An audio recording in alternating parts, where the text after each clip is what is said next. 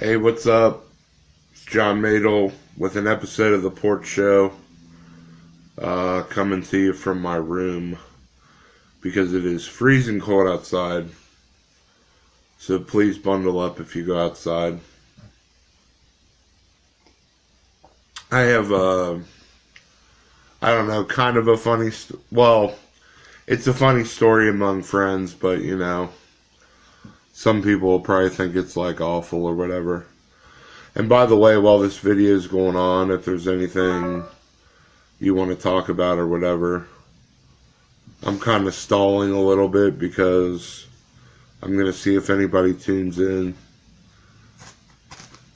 Looks like my boy Nick is watching. So, alright, so picture me in, I'm a junior. I know I'm able to drive. I think I'm a junior in high school. And me and my buddy who ended up going into the Navy, we're driving around. We were on a smoking cruise, and somehow we wind up in this place called Terrace Park, which is notorious for having awful cops as far as like how strict they are and what they'll bust you for and all that stuff. So we're driving around Terrace Park. I don't even know if we had ever been there before, but we get kind of lost, and we're kind of we're stoned from driving around or whatever. So, of course, we're lost, and a cop pulls us over. And we have a decent amount of weed, and there used to be a tobacco store in Deer Park before the one that is there now. You could buy these corncob pipes for like $2. So, instead of like buying this awesome like glass pipe or bong or whatever, you would go into the tobacco store and buy a corncob pipe for $2 so that you could like throw it out the window or whatever if you ever got in trouble. So I used to use those sometimes before I started buying glass or whatever. So me and my buddy were smoking out of this corncob pipe, and we're lost. The whole car smells like weed, and the cop pulls us over. And he comes up to my window, and he says, "Hey, what are you guys doing?" And I said, "We're lost." And before we had gotten pulled over, I told my buddy in the passenger seat, I said, "Throw everything under the seat so that it's not in plain view." And he did. So we got pulled over. The cop says, it smells like marijuana in your car. And like, I'm trying to keep it together, but you know how it is sometimes when you're, intoxicated and a cop talks to you, like all of a sudden you sober up real quick. I guess that's what happened, but apparently I had two of these corncob pipes, and one was under the seat with our stuff out of view, but one was in plain sight in the center console, kind of like where an ashtray might be in the older cars. So he's like, let me see that pipe right there. So I hand him the pipe. I said, "We smoked tobacco out of this pipe." I was like, "We weren't smoking anything. Feel this pipe because it's cold.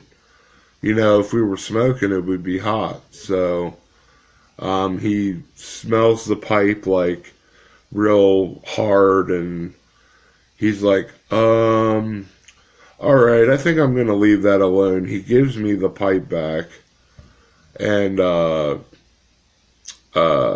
he's like, I was like, "We're just trying to find the highway." And he's like, "All right, well, you just get on here and you take a left, and then you get on 71 or 275 or whatever it was."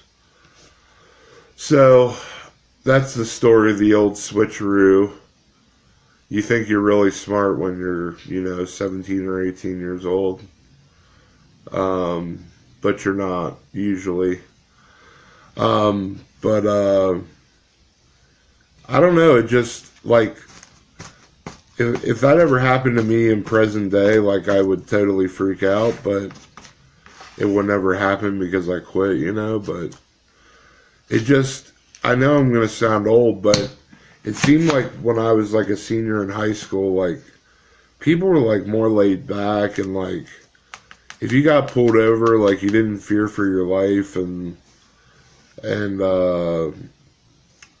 I don't know, it just seemed like there was a lot less stress. Well, I guess life is just less stressful when you're in high school, but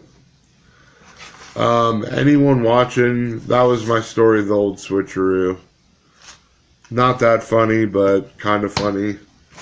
And like I said, the buddy who was with me ended up going into the Navy, so I guess we aren't all bad people who used to smoke weed. I don't have much prepared today. I just wanted to go on and mess around. So, I guess I'll just wrap it up. It doesn't seem like there's much going on today. And keep tuning in. Look for my books on Amazon. My Facebook page is really starting to pick up. Almost 600 members when just a week ago I was happy to have 500, but it's almost at 600 now. It's called Mental Health and Mental Health Awareness and Online Support. And it's totally free, so please sign up, invite your friends, and I haven't figured out how to get some of these videos on YouTube yet, but I do have my own channel on YouTube called The Porch Show, and there's plenty of videos on there. So anyway, that's all for today. Thanks for tuning in. Well, I was going to hit the finish button, but I just had a fan say keep talking. I don't know what else. Give me some topics or something. Like, I don't mind talking, but I've told so many damn stories. I mean, I don't even tell the real bad stories. I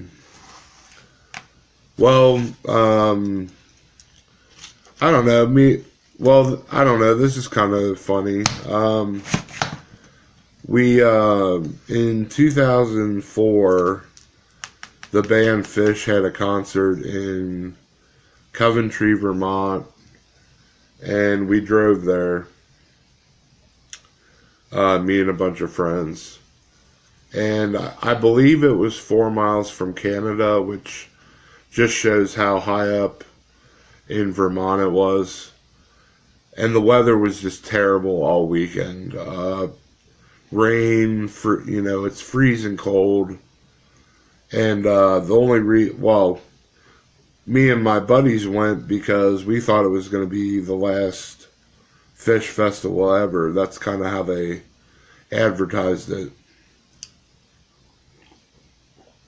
So somehow I get a ticket. I'm broke as hell at the time.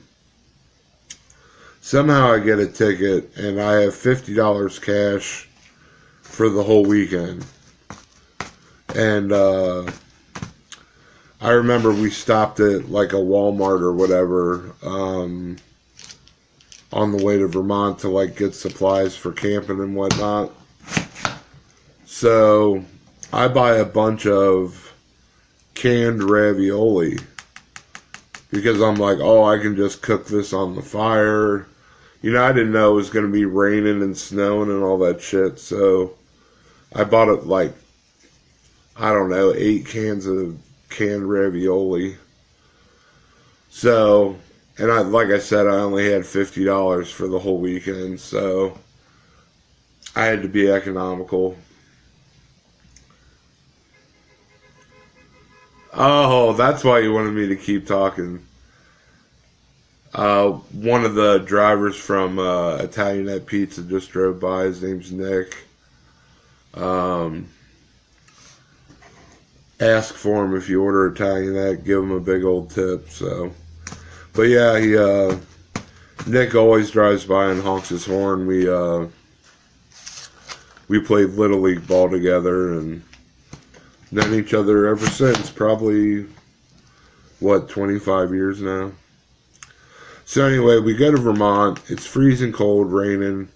I had this grand plan of cooking this canned ravioli on the fire, to eat all weekend, or at least most of the weekend, make meals out of it.